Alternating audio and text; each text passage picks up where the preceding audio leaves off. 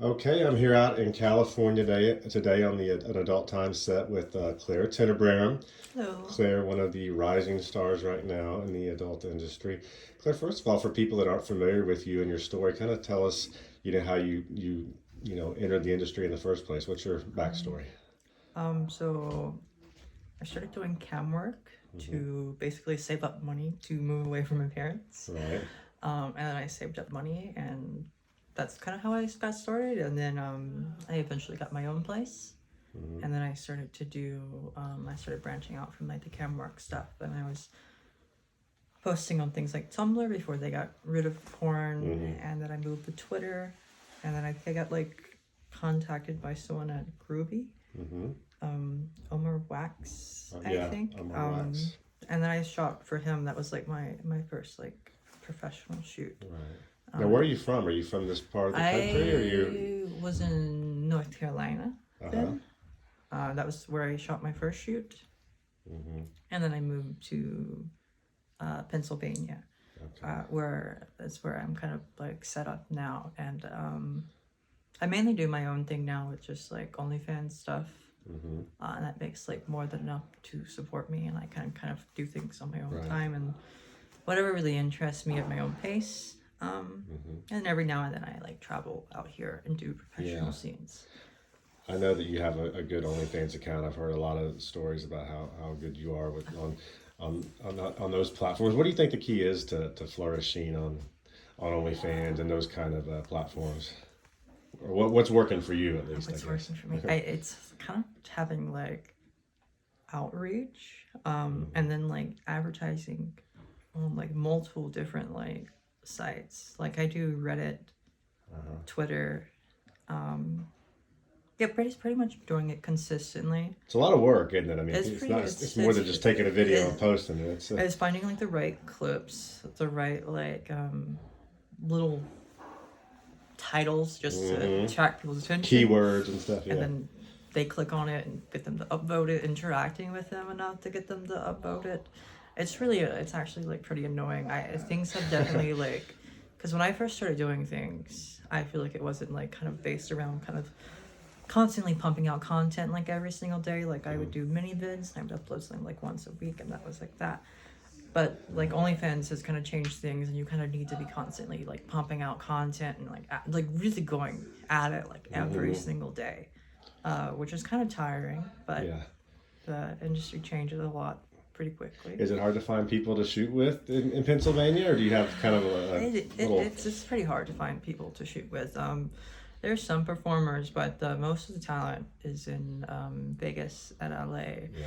which basically means I have to plan out these kind of these trips like a few Content months in trips, advance, and I yeah. have to contact people and I have to set things up, which can kind of be annoying because sometimes people cancel, Hmm. and then you're kind of consider the money that you're kind of wasting. And Yeah.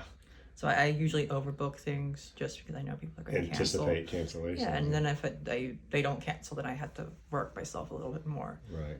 But I've learned my lesson to overbook things at this Hmm. point due to cancellations, like showing up, and then kind of going back home like with hardly anything because Yeah. I didn't Well, that overbook. sucks. Yeah. Well, what is it about the adult industry or just sex work, I guess, that attracted you and made you want to get into it? A couple of years ago when you Money. first started. Money. Money, mainly money. Yeah. And then I can do it at my own time. I'm really bad at like doing things at like a consistent schedule. And basically being my own boss allows me to be very flexible with when and Hmm. where I do things and how much time I put into things. Like Yeah. I'm bad at waking up consistently at the Hmm. same time every day. I'm Right. very low energy, so it's kind of like I reserve like a day out of a week to do something, or like every few months I work very hard for like a few weeks when I'm traveling. And I get a bunch of stuff done. I have like a backlog of content, and that's kind of how I do it. Then you can just relax. Yeah, and a I little. just relax while I'm like slowly posting Yeah. clips and snips of these videos I've done. Right, right. Yeah.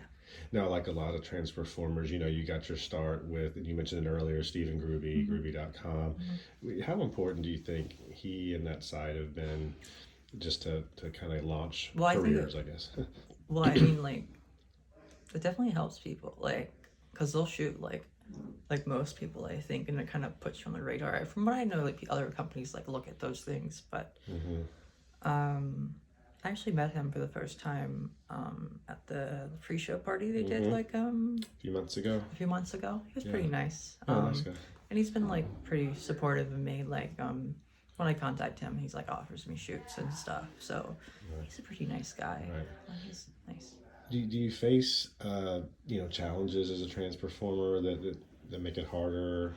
Or I have less like career or like there's like a very limited number of studios I can shoot with.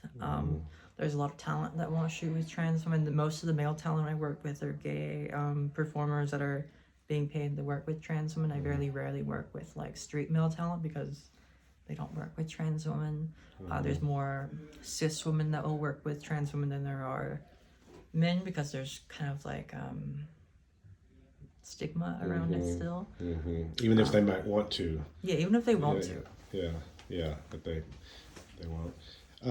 But it does seem like like you mentioned, a lot of cis women, a lot of big name cis performers now. Yeah, there's females are working with trans. I mean, so are you seeing some encouraging signs?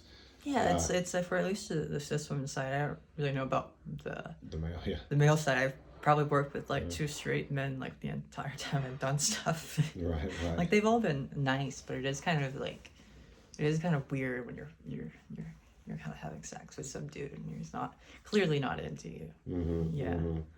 Well, when it comes to opportunities, though, in terms of studios, I mean, today you're on a set for Transfix, I believe, which is one of the biggest brands, and Adult Time, I guess, is a huge brand. It's got to be exciting. Yeah, it's pretty nice. I've actually been pretty excited about this. It was like started to be set up like a few months ago and stuff, and I got to like choose performers I was interested in working with and like shoot those and I've worked with Nicole before, and so it's nice to see her. Yeah, you're working with Nicole Aria and Tommy King today, two really good performers. What kind of what kind of scenes do you enjoy? Whether it's like when you see the script, or if you could pick, what you wanted to do. I like a lot of the scenes where I get to shoot with other girls. I rarely get to shoot with other girls. I mostly get to do scenes with other guys. So like whenever there's a chance to do scenes with like another girl or like a lesbian scene, it's very exciting for me because it's a very rare opportunity for me. Because I think a lot of my fans like to meet with male talent. And those are always fun, but sometimes I like to mix it up. Yeah. We were going to do that today, and I'm sure it'll be a fire scene. But hey, congrats on this opportunity, and also just for everything you have going. You just really seem to be surging right now. So keep it up. Thank you.